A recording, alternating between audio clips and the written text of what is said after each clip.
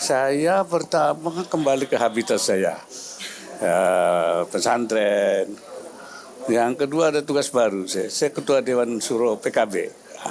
Jadi saya bagaimana membangun partai PKB ke depan.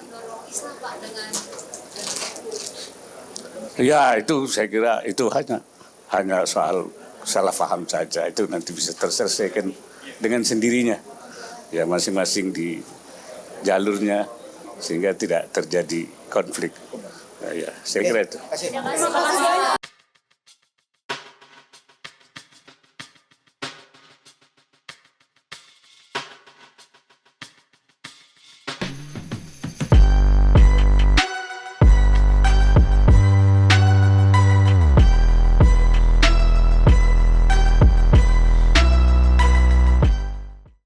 Saat menangkap, mengumpulkan, dan mengolah peristiwa, secara paksa oleh penyidik.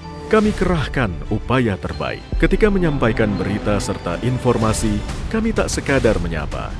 Ada referensi, aspirasi, juga inspirasi yang menjadi misi.